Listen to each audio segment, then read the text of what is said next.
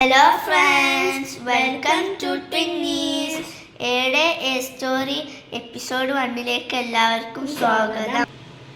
കുറച്ചു കാലം മത്സ്യത്തിന്റെ വയറ്റിൽ കിടന്ന യൂനുസ് നബിയുടെ കഥയാണ് പറയാൻ പോകുന്നത്.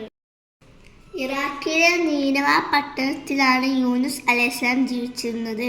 നല്ലവനായ യൂനുസ് അലൈഹിസ്സലാമിന്റെ നാട്ടുകാർക്കെല്ലാം വലിയ സ്നേഹമായിരുന്നു. സത്യവാനും വിശ്വസ്തനുമായിരുന്ന അദ്ദേഹത്തെ അള്ളാഹു ആ നാട്ടിലേക്ക് നബിയായി നിയോഗിച്ചു. അദ്ദേഹം അവരോട് അള്ളാഹുവിനെ മാത്രമേ ആരാധിക്കാവൂ, മറ്റൊന്നിനെയും ആരാധിക്കരുത് എന്ന് പറയാൻ തുടങ്ങി. എന്നാൽ നാട്ടുകാർ അത് അംഗീകരിച്ചില്ല. നിരാശപ്പെടാതെ അദ്ദേഹം തൻ്റെ പ്രബോധനം തുടർന്നു. ആളുകൾ അദ്ദേഹത്തെ വെറുക്കാനും അകറ്റാനും തുടങ്ങി. ആരും വിശ്വാസികളായില്ല. അവർ അദ്ദേഹത്തെ മർദ്ദിച്ചു. തൻ്റെ ജനങ്ങൾ വിശ്വാസികളാവുന്നില്ലല്ലോ, അവർ നരക അവകാശികളാവുമല്ലോ എന്നിങ്ങനെ യൂനുസ് അലൈഹിസ്സലാം സങ്കടപ്പെട്ടു.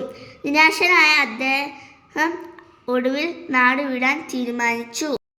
ഒരു കപ്പലിൽ കയറി യൂനുസ് അലൈഹിസ്സലാം ആ നാട് വിട്ടുപോയി. എന്നാൽ അത് അള്ളാഹു ഇഷ്ടപ്പെടുന്ന കാര്യമായിരുന്നില്ല. അദ്ദേഹം കയറിയ കപ്പൽ ഭാരം കൂടിയതിനാൽ നടുക്കടലിൽ മുങ്ങിപ്പോകാറായി. ഭാരം കുറയ്ക്കാൻ വേണ്ടി ആരെങ്കിലും ഒരാൾ കടലിൽ ചാടണമെന്ന അവസ്ഥ വന്നു. അതിനുവേണ്ടി യാത്രക്കാർക്കിടയിൽ നറുക്കിട്ടു. യൂനുസ് നബി അലൈഹിസ്സലാമിനാണ് നറുക്കു ലഭിച്ചത്.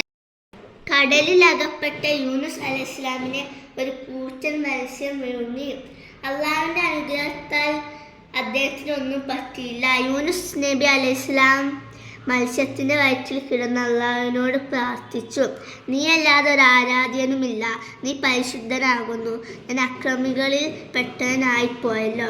അള്ളാഹു യൂനുസ് അലൈഹിസ്സലാമിൻ്റെ പ്രാർത്ഥന സ്വീകരിച്ചു. അത്ഭുതം! ആ മത്സ്യം അദ്ദേഹത്തെ കരയിൽ വന്നുവിട്ടു. ക്ഷീണിതനായിരുന്ന യൂനുസിനു വേണ്ടി അള്ളാഹു അത്ഭുതകരമായ ഒരു ചെടി മുളപ്പിച്ചു. ആ ചെടിയുടെ കായ് അദ്ദേഹം ഭക്ഷിച്ചു. ആ ചെടി അദ്ദേഹത്തിന് വിരിപ്പാൻ തണലായി മാറി. അതിലൂടെ അള്ളാഹു അദ്ദേഹത്തിൻ്റെ ക്ഷീണം നീക്കി ഉന്മേഷം നൽകി. അത് അള്ളാഹുവിൻ്റെ വലിയ നിയമത്തായിരുന്നു. മത്സ്യത്തിൻ്റെ വയറ്റിൽ കിടന്നത് കൊണ്ട് യൂനുസ് നബിക്ക് ദുന്നൂൻ എന്നും സാഹിബുൽ ഹൂത്ത് എന്നും പേരുണ്ട്. അള്ളാഹു നമ്മോട് ഏറ്റവും കൃപയുള്ളവനാണ്. നമ്മോട് ഏറ്റവും സ്നേഹവും വാത്സല്യവും ദയയും ഉള്ളതും അള്ളാഹുവിന് തന്നെ. പ്രയാസങ്ങൾ നീങ്ങി യൂനുസ് നബി അലൈഹിസ്സലാം നീനവയിലേക്കു തന്നെ തിരിച്ചുപോയി. അപ്പോഴേക്കും ആ നാട്ടുകാരുടെ മനസ്സ് മാറിയിരുന്നു. അവർ യൂനുസ് നബി അലൈഹിസ്സലാമിൽ വിശ്വസിച്ചു. ആ നാട്ടിലെ ജനങ്ങളെല്ലാം സത്യവിശ്വാസികളായി ദീർഘകാലം ജീവിച്ചു. യൂനുസ് നബി അലൈഹിസ്സലാം ധാരാളമായി തസ്ബീഹ് നടത്തിയിരുന്ന ആളായിരുന്നുവെന്നും അതു കാരണമാണ് നാം അദ്ദേഹത്തെ രക്ഷിച്ചതെന്നും അള്ളാഹു പറഞ്ഞിട്ടുണ്ട്. فنادى في ظلمات أن لا إله إلا أنت سبحانك إني كنت من الظالمين.